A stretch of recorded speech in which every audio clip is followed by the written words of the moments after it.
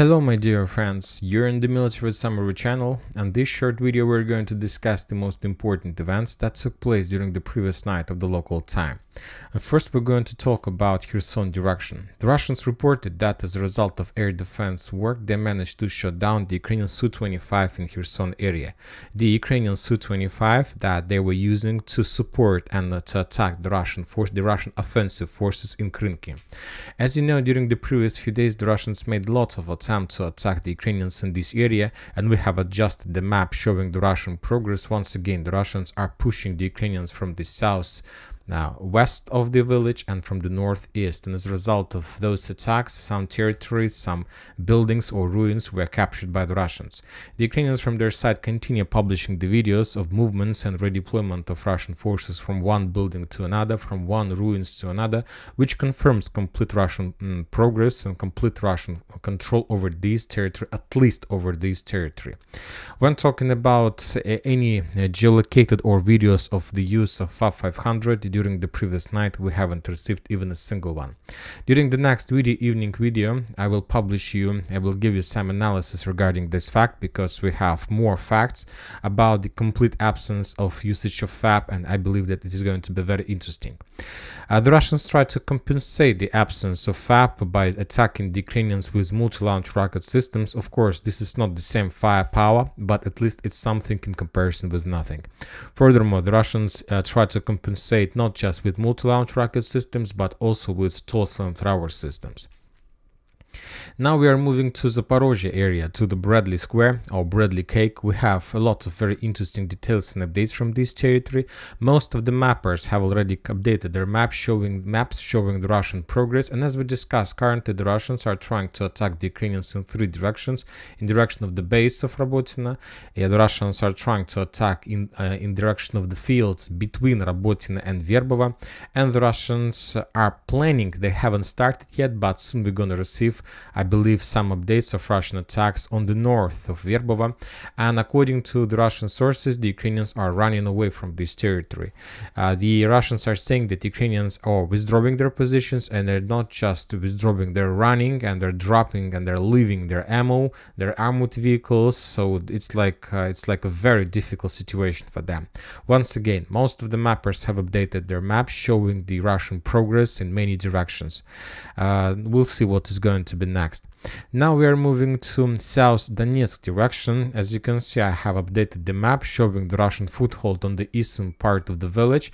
Today I believe we're gonna receive more updates of the Russian progress in this area, and currently, according to geolocations we have, the Russians can attack the Ukrainians from many directions, at least from three local positions to the south, and at least from one position to the east. Obviously today we can expect the Russian movements and progress on the southeastern area somewhere from here. There might be, because it's like a suitable position for further offensive operation of the Russian forces, something like this. When talking about the northern direction of the same of attack in the same area, there are very heavy clashes between the strongholds. As we discussed, this is the first important Ukrainian stronghold area. This is the second one that is still under Ukrainian control, and this is the third Ukrainian fortification area that is a very huge and big problem and barrier for the Russians. During the previous night, the Russians continued their offensive operation along this tree line, and the Russian sources published the video of another attack, and as a result of another attack they managed to capture more tree lines, more Ukrainian strongholds, positions, shelters, and the Russians continue advancing further to the south, trying to dig in deeper between these two Ukrainian fortifications area. And this morning we got this is the Russian infantry and troopers who were moving along the trenches. This is, you can see, a very long trench, and they're moving along there. And this night, the Russian sources reported that Ukrainians launched a massive counter-offensive operation. And the Ukrainians tried to concentrate their forces somewhere here, somewhere along this, let's say, industrial area or something like this. And from these positions, the Ukrainians were trying to counter-attack the Russians, trying to force them to step back and not to allow them to dig in deeper along these tree lines.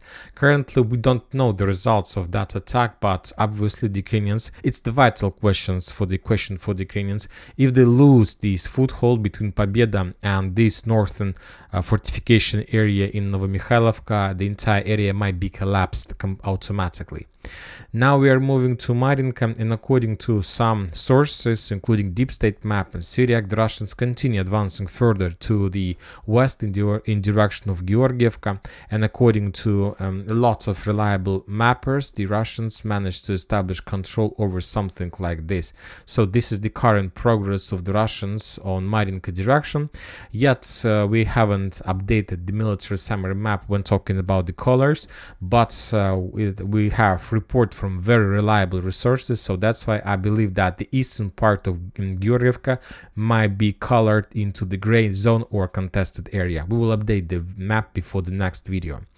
Now we are moving to Avdiivka area, and we have also lots of updates. Once again, just the mappers, no geolocated videos. According to information we have, according to the most of the mappers, the Russians managed to improve their positions in direction of Ocheretina, and currently the Russians managed to establish control over something like this. And as you can see, this is a very big progress of the Russian army on this direction. The Russians, by these movements, managed to get as close as possible to the residential area between the railways, the area of responsibility of 31st Mechanized Brigade. The Russians managed to get as close as possible to Novokalinovo, so like the first streets and the buildings can be seen by the soldiers on the ground. And we also are going to change not just the map and to color this territory as a contested area. From the other side, the Ukrainians almost every single day publish more and more geolocated videos and photos of destroyed and abandoned Russian vehicles along the railways in front of the east of Stepova. On these scenes, we can see another FPV drone strike against the Russian forces. This is another armored vehicle that was destroyed. So from one side, we see that the Russians do have progress to the north in direction of Ocheretina and Novokalinovo, at least according to the mappers and updates. But from the other side, we see that the Russians have some problems in this part, while the Ukrainians are trying to counterattack and not to allow the Russians to develop their offensive operation further. So very interesting situation. Now we're moving to Bakhmut, Artyomov's direction. Once again, according to information we have, as we discussed yesterday, the Russians have just launched their clearing and offensive operation in direction of the cemetery, this one. But most of the mappers, including like pro-Ukrainian, have already updated their map, showing that currently this territory is under complete Russian control.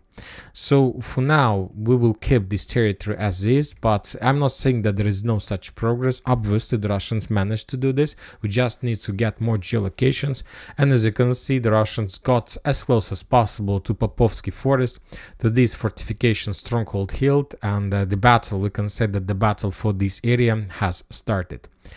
And now we are moving further to the Kupiansk and Liman front lines. As you can see, there are no changes during the previous night, so as I understand, we're gonna receive some updates for today. The only video we got is that Ukrainians FPV drone strikes against Russian infantry on the line between Ivanovka and Yagidne, so which confirms that this territory still in the gray zone. So this is the videos of PV drone strikes, so nothing special, just adjustments of map according to geolocations. And that's it for the short video. Military Summary channel reminds we condemn any violence in the world. Thank you for watching, subscribe to my channel, put your likes, join my Patreon, and have a good day. Bye bye.